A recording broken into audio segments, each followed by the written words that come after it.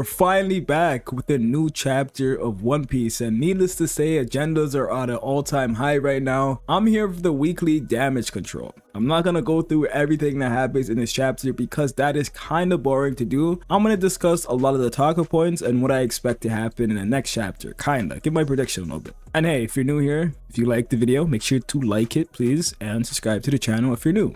So I want to start this video off by saying Kumas Punch was absolutely devastating. Like, goddamn, that punch looks like it could take out Shanks or some shit. But yeah, Kuma ended up destroying Saturn's face and destroying his whole arm, and then some buildings fell on top of him. That was honestly very satisfying to see. Then he goes to hug Bonnie in her kid form, who was crying, and man, that was some sad shit. That was the reunion we needed, and it was kind of perfect. If Kuma dies, he might go down as one of the best written or the best written character in One Piece. Saturn got absolutely dismantled by Kuma this chapter, and doing so allowed Frankie and Sanji to be free, where Frankie also dismantled Saturn with a radical beam, which I'm not gonna lie, it looked pretty cool and it did some decent damage. But now that means Saturn is getting cooked by everyone for the fact that he's able to take this much damage by characters that shouldn't scale anywhere near him. But this is what I mean by damage control. This might sound like hope, but it isn't. Listen, I do not care that Kuma doesn't name his attacks or whatever. I don't give a fuck. That doesn't mean it can't be strong.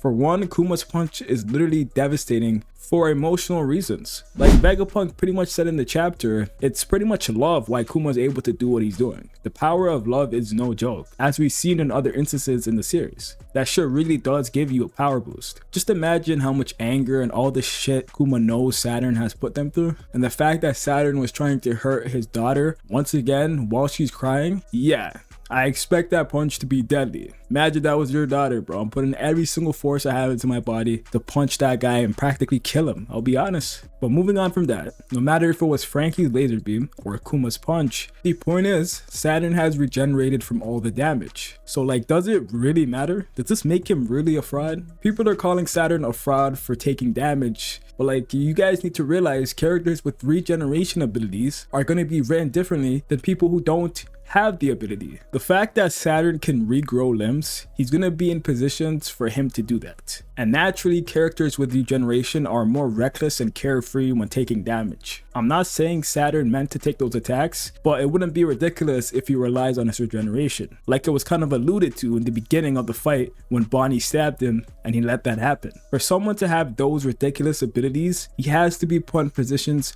for them to be showcased. So it's kind of ridiculous for people to expect him to have high-ass durability while being able to regen entire limbs, because that's exactly what this man just did. And we never seen some shit like that in One Piece. The man literally has reverse curse technique. Give that guy some durability and that shit is not fair. So yeah, Saturn is not a fraud. He essentially recovered all the damage. At the end of the day, you can call it hacks, you call it this and that, but the damage is not there. So did he really take that damage? By the way, Luffy disappeared this chapter. I expect the Sun God to save Kuma and Bonnie eventually, as Kuma promised in his flashback to Bonnie that the Sun God Nico will save her one day. Someone said Luffy is charging up a bad drain gun right now. I'm not gonna lie, that would be kind of insane if we look up and see a giant fist. That shit would be insane. As for Kizaru,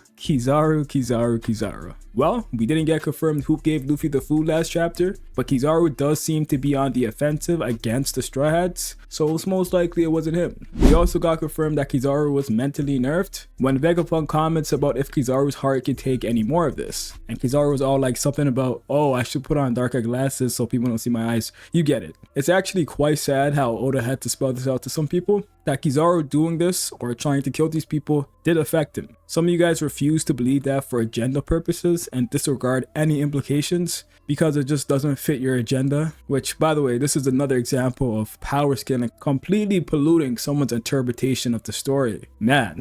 And now we got some Admiral fans that are happy with the fact that Kizaru woke up before Luffy. So technically, he would have been able to kill Luffy because he's still recovering and he's defenseless. Hey, Kizaru got up before Luffy, he looks fine. Kizaru was stronger than Luffy. He would have killed Luffy while he was down, so technically he would win. Technically he's stronger. In my opinion, that's a shit victory to claim, and it doesn't really prove nothing. Oh, Kizaru is so strong for killing a guy who can't fight back? Come on, guys. Listen, I'm all for the Admiral agenda. I love Kizaru. He's personally my favorite Admiral. I want him to be stronger than Luffy. I want him to be stronger than Kaido. I can't be claiming Kizaru getting dubs if he would have been able to outlast the defenseless man and kill him. More important matters is that Sanji was able to redirect Saturn's attack from hitting Kuma. I won't sit here and gas what he did to extreme levels, but it was pretty cool to see. Nothing I can really run away with, but hey, Sanji was able to deflect Saturn's claw with just his base kick. Hey, do what you want with that information. Kizaru managed to sneak up on Frankie this chapter and set him flying, while Sanji stood there and basically yelled,